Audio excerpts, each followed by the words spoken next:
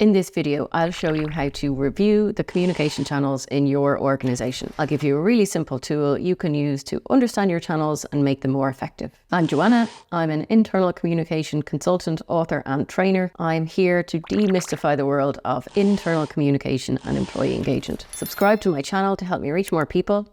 Let's dive in. So let's start with the basics. What is a communication channel? It's the means by which information moves around your organization. Channels can include things like email, blogs, newsletters, meetings, town hall gatherings, text messages, instant messages, any delivery mechanism that takes a message, brings it from the sender to the receiver. So communication channels are really important, and I like to think of them as infrastructure. So if you think about physical infrastructure in a city, like roads or railways, they help the cars and the trains to move around easily to navigate the city. And that's what your communication channels will do in your organization. They will allow information to flow easily. And if your channels aren't right, messages will get stuck or blocked or lost. You'll have a kind of information gridlock in your city, in your organization. I also like to think of channels as being quite foundational to any system of internal communication. And what I mean by that is that you have to have them in place first before you start developing all your amazing campaigns and your messages. Because you might have the best internal communications campaign in the world with the most compelling messages,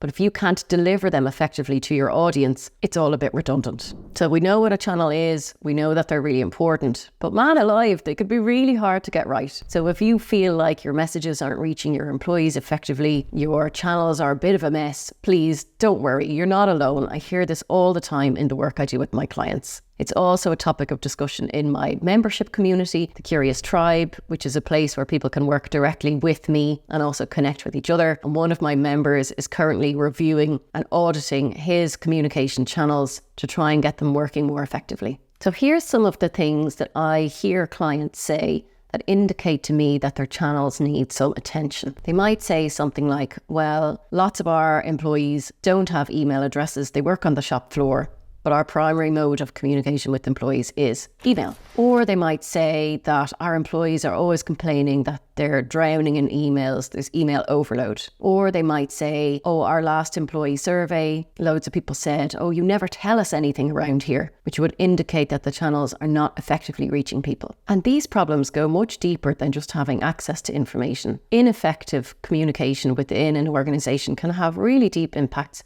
both for the employee and for the business. So if you think about that worker on the shop floor, for example, that isn't receiving any of the important company updates because they don't have access to email, they're going to feel pretty excluded. They're going to feel like they're not important to the company. If you think about that worker that's in an office drowning in emails, information overload, think about how much productivity they're going to lose because they have to sift through so many emails trying to figure out which ones are relevant and which ones aren't. So this is really important. So let's have a look now at how we can start reviewing our channels and making improvements. So you need to create a baseline. You need to create a starting point so you can understand where are your channels at right now. What channels do you have and how are they working? And I'm going to give you a really simple tool you can use to do this. It's called a communications channel matrix, which is really easy to use. Despite the silly name, it sounds very complicated. It isn't. So you can grab a pen and paper and do this by hand, or I'll leave you a link to my Excel template, which you can download for free. Okay, so here's how this tool works. In this first column, you're going to write channels at the top. This is where you're just going to write down a list of all the channels in your organization. So think about all the ways that information moves around your organization and write them down. So this could be emails, this could be CEO town hall meetings, this could be blogs, this could be the intranet, this could be SMS. Any communication channels that exist in your organization right now, do a brain dump,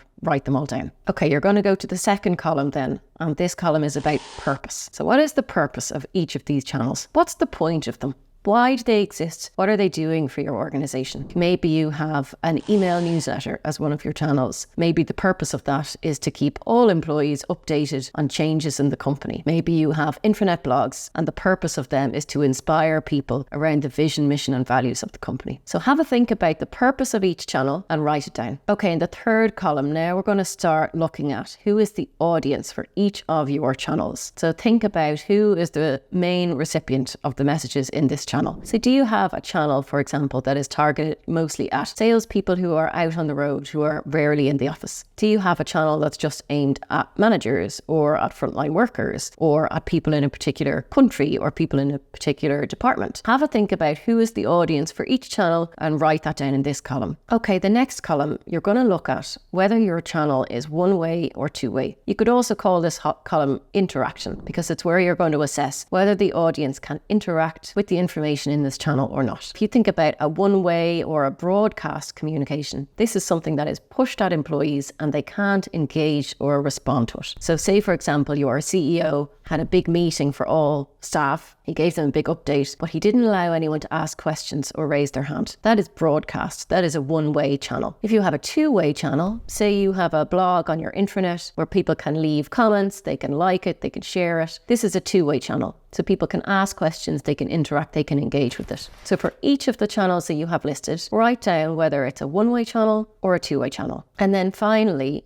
have a go of writing down the frequency of how often each channel is used. Maybe one of your channels is an email newsletter that goes out every week or every fortnight. Maybe one of your channels is a CEO town hall meeting that happens once a quarter. So for each of your channels, try to map out how often it's used to communicate with that audience. Okay, now you get to do the fun part. You've completed your template. Now you can start to review your channels. Look at your completed template with a critical eye and start to look at, well, where are the gaps? Where are the opportunities? So for example, maybe when you've written out your audience for each channel, maybe you notice that actually all employees are the audience for each channel. So you've got an opportunity there to start thinking about, well, actually, how could we introduce some channels that are very targeted and specific for employee groups? So you're not sending everything to everybody, what I sometimes call the fire hose of information. Or maybe you notice in your frequency column that you are sending out stuff through loads of channels really often, like every 2-3 days there's more content. Maybe that's too often, maybe that's more content than your employees need. And here's a couple of questions that you can use to get curious about your channels and opportunities to improve or change them. So first of all, think about the business itself. Think about the big picture of the organization and where it's going in the next couple of years. For example, if your organization is going to undergo a huge big digital transformation in the next couple of years, then you need to think about how that's going to impact your channels. Or if your organization is going to start moving towards a fully remote way of working or a hybrid way of working, you need to think about how that's going to impact your channels. Another good question to reflect on is, do these channels really meet the needs of your employees? Do they meet your employees where they are? So think about a manufacturing plant, for example, where people aren't sitting at desks, where they're literally on the shop floor all day long. Do you have channels that meet them where they are and that suit them?